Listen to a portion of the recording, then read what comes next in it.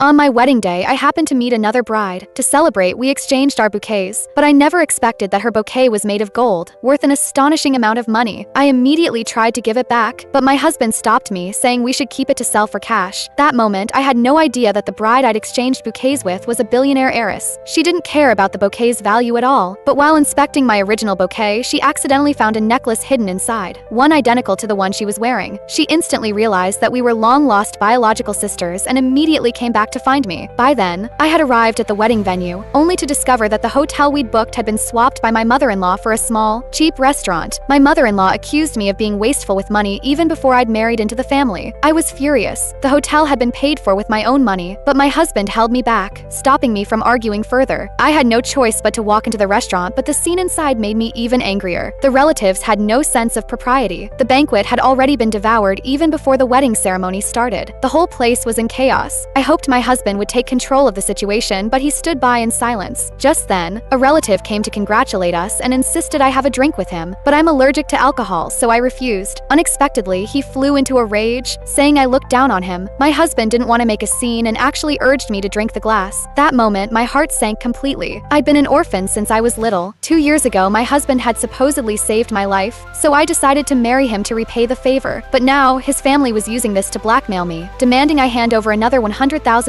on the spot, or they'd call off the wedding. I was seething. For years, I'd given all my salary to my husband to help him build his career. I never thought he'd let his family bully me like this. Enraged by my words, the man ripped off his wedding ring and said if he'd known I was so petty and poor, he wouldn't have bothered pretending for so long. That's when I found out the person who'd actually saved my life back then wasn't him, but the best man. Upon learning the truth, I immediately turned to the man beside me and asked if he'd marry me. To my surprise, he said yes. My husband's family panicked instantly, trying desperately to stop us from leaving. I was pushed off balance and fell to the ground. Just as they were about to grab us, my sister arrived. Everyone stared at her in shock, wondering why such a big shot had shown up.